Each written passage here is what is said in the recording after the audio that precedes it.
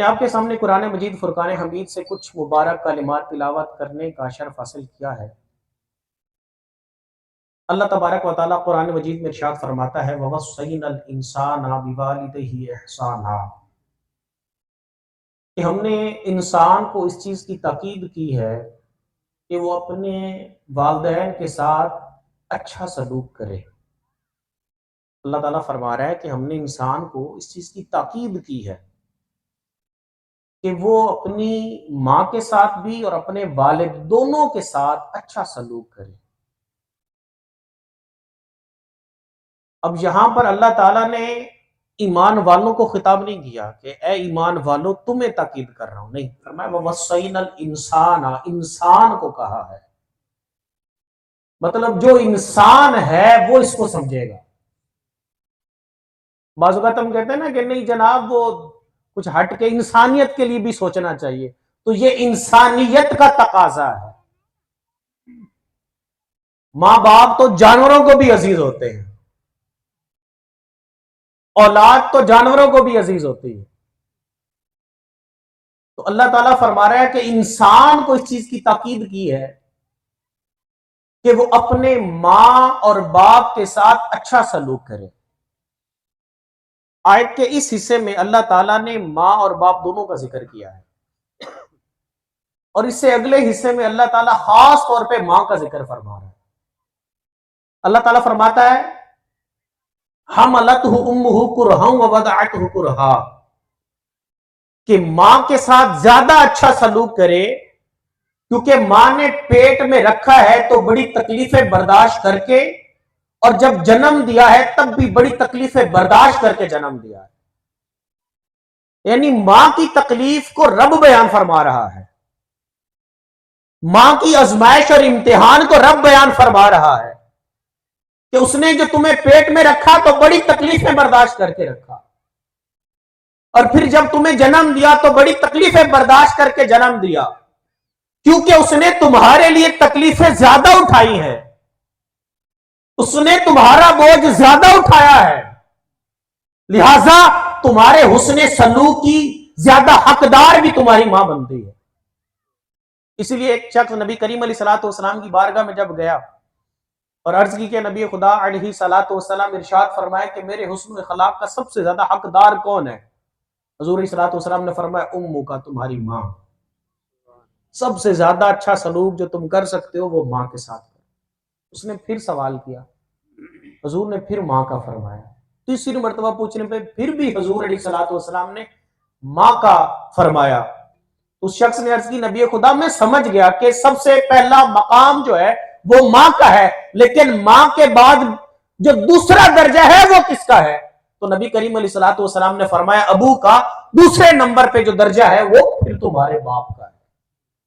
3 درجے ماں کے اور 1 درجہ باپ کو دیا گیا ہے۔ اب یہاں پہ 2 چیزیں ذہن میں رکھیے گا۔ بعض لوگ یہ سوال بھی کرتے ہیں کہ ماں زیادہ افضل ہے کہ باپ زیادہ افضل ہے؟ ہم کہتے ہیں کہ ہم نے تو ایک مقابلہ کروانا نہیں ہے، ہمارے لیے دونوں بڑے افضل، ٹھیک ہے؟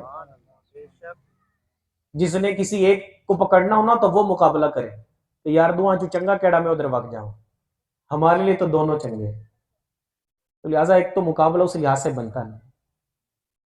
اور اگر ہم ایک شرعی لحاظ سے بیان کریں تو اس میں بھی کچھ اعتبار سے باپ کی شان ماں سے زیادہ ہے اور کچھ اعتبار سے ماں کی شان باپ سے زیادہ ہے۔ مثال کے طور پہ جیسے عزت اور رسپیکٹ کی بات ہو کہ عزت زیادہ ماں کی جائے یا باپ کی، تو اس میں باپ کا مقام ماں سے بھی زیادہ ہے،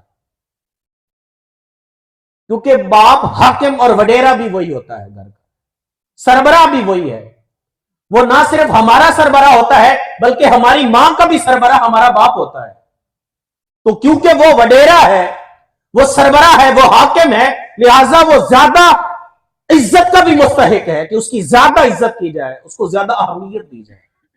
لہذا اگر ماں اور باپ دونوں ایک طرف سے آ رہے ہوں اور بندے نے کھڑا ہونا ہو کہ میں کس کے لیے پہلے کھڑا ہوں اور اپنی جگہ کس کے لیے چھوڑوں، تو پھر بیٹے کو چاہیے کہ پہلے باپ کے لیے جگہ چھوڑے، کیوں؟ عزت باپ کو زیادہ دیں گے۔ دوسرا ہے لین دین کا معاملہ، ایک دوسرے کے ساتھ لین دین کا معاملہ۔ تو اس میں ماں کی شان باپ سے زیادہ ہے، اور وہ 3 گنا زیادہ ہے۔ مثال کے طور پہ اگر کسی بیٹے کے دل میں ہے کہ میں اپنے ماں باپ کی کچھ خدمت کروں، کچھ ان کو کچھ پیش کروں،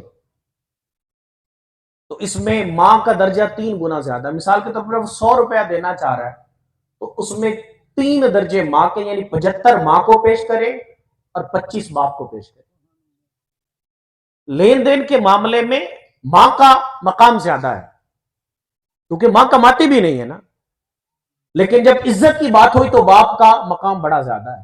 اور اوورآل یہ دونوں ہی سروں کے تاج ہیں، ہر ایک کا شان، ہر ایک کا مقام ورا الورا ہے، کیونکہ یہ ایک محفل ایک ماں کے بھی اصالے ثواب کے لیے ہے، تو اس وجہ سے میں ماں کے حوالے سے ہی کچھ گفتگو کروں گا۔ ذہن رکھیے کہ ایک مقولہ ہے، العطایا علی قدر البلایا، کہ جو عطائیں ہوتی ہیں نا، کسی کو کوئی عطا ہوتی ہے، کچھ مقام ملتا ہے، فرمایا وہ اس کی بلا کے مطابق ملتا ہے، کہ جتنی بڑی بلا سے پالا پڑے گا، جتنی بڑی تکلیف اٹھائے گا، پھر اتنا بڑا مقام بھی پائے گا۔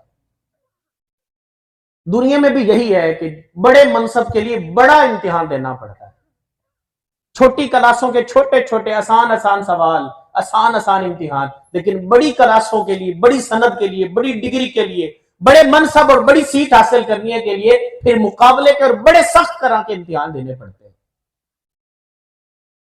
تو جو ماں کو مقام ملا ہے یہ بھی کوئی عام نہیں ہے، ایسا نہیں مل گیا ماں کو مقام۔ کوئی بھی عورت جب عورت سے ماں بنتی ہے تو اس کو 3 طرح کے امتحان عبور کرنے پڑتے ہیں۔ جی ہاں، 3 طرح کے امتحان عبور کرنے کے بعد ایک عورت سے ماں بنتی ہے۔ پہلا امتحان بچے کو پیٹ میں رکھنا، دوسرا امتحان بچے کی ولادت، تیسرا امتحان اب اس کو خون جگر پلا کے اس کی پرورش بھی کرنی ہے، اس کی دیکھ بھال کرنی ہے، اس کی کیئر کرنی ہے۔ اور میرے کریم لجپال نبی صلی اللہ علیہ وآلہ وسلم نے ماں کے اور اس عورت کے ہر مقام اور ہر امتحان کو بیان کیا ہے۔ تینوں امتحان یہ جو عورت پہ آتے ہیں، حضور علیہ الصلوۃ والسلام نے تینوں امتحانوں کو بیان کیا، اور اس امتحان میں اس کو کیا کیا مقام اور اللہ کے ہاں کیا عزت ملتی ہے، نبی کریم علیہ الصلوۃ والسلام نے اس کو بھی بیان کیا۔ عورت پہ پہلا امتحان کیا ہے؟ وہ ہے 9 مہینے تک، کم و بیش، ٹائم زیادہ بھی ہو سکتا ہے، کم بھی ہو سکتا ہے، 9 مہینے تک اپنے بچے کو پیٹ میں رکھنا۔ جو شادی شدہ ہیں، جن کی اولادیں ہیں، ان کو اس چیز کا بخوبی اندازہ ہوگا کہ جیسے ہی عورت امید سے ہوتی ہے، اس کی زندگی کے انداز بدل جاتے ہیں، اس کے کھانے پینے میں فرق آ جاتا ہے، اس کی طبیعت میں عجیب سے معاملات اس کو فیس کرنے پڑتے ہیں، کئی طرح کی تکلیفیں اس دور میں بھی وہ گزرتی ہے، کئی تکلیفوں سے۔ لیکن اس کے ساتھ ساتھ گھر کے بھی کام اسی طرح اس نے کرنے ہیں۔ ہم مردوں کی زندگی میں بڑی چھٹیاں آ جاتی ہیں، جناب جمعے کی چھٹی کسی کو آ گئی، کسی کو اتوار کی چھٹی مل گئی، کسی کو عید کی چھٹی مل گئی، شب برات کی چھٹی مل گئی، فلاں چھٹی مل گئی۔ کہ عورت کی زندگی میں جب سے شادی کر کے آئی کوئی ایک چھٹی کا دن ہے؟ بلکہ جب ہماری چھٹی ہوتی اس کا کام ڈبل ہو جاتا ہے، کہ پہلے صرف بچوں کو دیکھ رہی تھی، اب ہمارے بھی ناز و نخرے اٹھانے۔ تو عورت کی زندگی میں پوری لائف میں اس کے لیے چھٹی کا دن کوئی نہیں ہے، ماں کے لیے کوئی چھٹی نہیں ہوتی۔ تو پہلا امتحان کہ جب پیٹ میں اس کے بچہ آتا ہے، امید سے ہوتی ہے، تو نبی کریم علیہ الصلوۃ والسلام نے اس عورت کے بارے میں بیان فرمایا فلھا اجر الصائم والقائم والمخبت والمجاہد فی سبیل اللہ۔ فرمایا وہ عورت جس کے پیٹ میں بچہ ہوتا ہے، جو امید سے ہوتی ہے، اللہ تعالیٰ اس عورت کو 4 فضیلتیں عطا فرماتا ہے۔ کیا فرمایا؟ فلھا اجر الصائم، اللہ تعالیٰ اس عورت کو ہر وقت روزے دار کا ثواب عطا فرماتا ہے، والقائمی، اور پوری رات کھڑے ہو کے عبادت کرنے والے کا ثواب بھی اس کو عطا فرماتا ہے، والمخبتی، اور اللہ کی راہ میں تضرع انکساری کر کے اپنے گناہوں پر نادم اور شرمندہ ہو کر گناہوں سے معافی مانگنے والے شخص کی بھی مقام اس کو عطا فرماتا ہے، والمجاہد فی سبیل اللہ، اور اللہ کی راہ میں جہاد کر کے اپنی جانوں کے نذرانے پیش کرنے والے مجاہد کا ثواب بھی اس عورت کو عطا فرماتا ہے۔ یہ پہلا امتحان ہے، اور پہلے امتحان میں رب تعالیٰ نے 4 فضیلتیں عطا فرما دی۔ وہ ہر وقت روزے دار ہے، وہ ہر وقت عبادت گزار ہے، وہ ہر وقت رب کی بارگاہ میں جو ہے وہ تضرع و انکساری کرنے والی ہے، وہ ہر وقت مجاہدہ ہے، جہاد کرنے والی۔ یہ پہلا امتحان، اور اس پہ اللہ نے ایسی شانیں عطا فرما دی۔ دوسرا امتحان عورت کا، بچے کی ڈلیوری کا وقت۔ اس میں عموماً 2 طرح کی سچویشن بن جاتی۔ کئی عورتیں ہوتی ہیں جو اس امتحان میں اپنی جان کی بازی ہار جاتی ہیں، اور بعضوں کو اللہ تعالیٰ صحت عطا فرماتا ہے۔ نبی کریم علیہ الصلوۃ والسلام نے دونوں کا ذکر فرمایا وہ عورت جو اپنی جان کی بازی ہار جائے اس کا کیا فرمایا؟ المرأۃ تموت بجمع شہیدا، فرمایا وہ عورت جو بچے کے ڈلیوری کے وقت انتقال کر جائے اللہ تعالیٰ اس کو مقام شہادت عطا فرماتا ہے، وہ شہید ہوتی ہے۔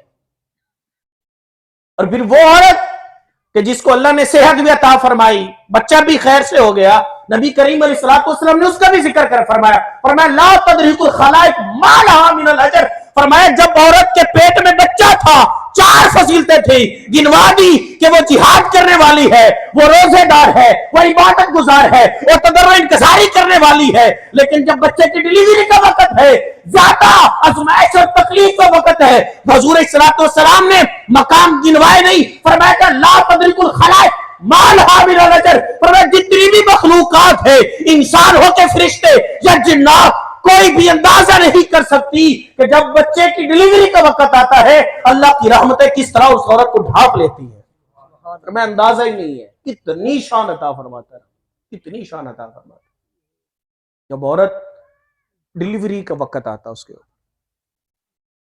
اور اب تیسرا امتحان عورت کا، ڈلیوری کی اتنی بڑی تکلیف سے گزرنے کے بعد بھی عورت کو چھٹی کوئی نہیں ہے، آتے ہی جس جگر کے گوشے کو جنم دیا اس کو سینے سے لگا لینا، اسی وقت سے اپنی تکلیف بھی برداشت کرنی۔ جناب ہمیں تو بخار ہو یا سر میں درد ہو نا تو گھر میں کمرے میں بچوں کو نہیں آنے دیں گے، جاؤ انہوں نہ جاؤ باہر، پھر نہ کھاویں ساڈا۔ لیکن ماں ایسی نہیں ہوتی، ماں ہے، ماں لفظی محبت ہے، ماں وہ ہے، باپ وہ ہے، میں کہتا ہوں کہ جس میں صرف اخلاص اور محبت اور پیار کے علاوہ کچھ نہیں ان کے پاس، صرف خیر خواہی اور دیانت داری کے علاوہ کچھ نہیں ان کے پاس۔ تو اب تیسرا امتحان کہ بچے کی پرورش کرنی ہے، اس کو خون جگر پلانا ہے، دودھ پلانا ہے۔ نبی کریم علیہ الصلوۃ والسلام نے اس کو بھی بیان کیا۔ نبی کریم علیہ الصلوۃ والسلام نے فرمایا وَعَلَىٰ كُلِّ مَسْعَةٍ وَرَدَةٍ أَجْرُ النَّفْسِ تُهْجِيهَا، فرمایا وہ عورت جو اپنے بچے کو خون جگر پلاتی ہے، دودھ پلاتی ہے، اللہ تعالیٰ اس کو دودھ کے ہر گھونٹ اور قطرے پہ ایک ایک جان زندہ کرنے کا اجر عطا فرما دیتا ہے، ایک ایک جان زندہ کرنے کا، ایک انسان کو زندہ کرنے کا اجر اللہ اس کو عطا فرما دیتا ہے ہر گھونٹ پہ۔ اب یہ 3 امتحان ہو گئے، اور 3 امتحانوں میں ہر امتحان میں الگ اس کو شان ملی، ہر امتحان میں الگ اس کو مقام ملا۔ اب ان 3 امتحانوں کے بعد اب پہلے وہ صرف ایک عورت تھی، اب وہ ماں بن گئی ہے۔ اب اس کا ڈیزگنیشن کیا ہے، منصب کیا، اب وہ ماں ہے۔ اور جب یہ منصب ملا تو پھر شان کیا ہوئی؟ نبی کریم علیہ الصلوۃ والسلام نے فرمایا الجنت تحت اقدام امہاتکم، فرمایا اس نے سارے امتحان صحیح دیے ہیں، اب رزلٹ کا وقت ہے، اب ماں بن گئی ہے، اب شان یہ ہے، سارے امتحانوں کے بعد مقام یہ ملا ہے کہ اب جنت بھی اس کے قدموں کے نیچے ہے، کہ جنت سے بھی اعلیٰ ہو چکی ہے، وہ ماں جنت سے بھی اعلیٰ چلی جاتی ہے۔ یہ ہے ماں۔ ہماری ماں نے اور ہمارے باپ نے ہمارے جتنی تکلیفیں دنیا میں ماں باپ ہمارے لیے اٹھاتے اتنی کوئی بھی نہیں اٹھاتا، لیکن افسوس ہے کہ ہم شاید ماں باپ کے لیے وہ نہیں کر پاتے۔ آج تو تھوڑی مہنگائی کا معاملہ، تو بالکل مہنگائی ہے، اس سے کوئی انکار نہیں، اللہ تعالیٰ ہمارے ملک کے حالات اچھے کرے، لیکن جب اپنے بچوں کی دوائیاں اور سارا کچھ کرنا ہو تو پھر خرچے پہ نہیں سوچتے۔ باپ کی دوائیوں کے لیے کیوں یاد آتا ہے کہ میں کدوں پورے کروں، اماں کی دواؤں کے لیے کیوں یاد آتا ہے کہ میں کدوں لے آواں پیسے۔ اپنے بچوں کی ساری ضرورتیں پوری ہو جاتی ہیں، ماں باپ کے لیے صرف نہیں کچھ بچتا۔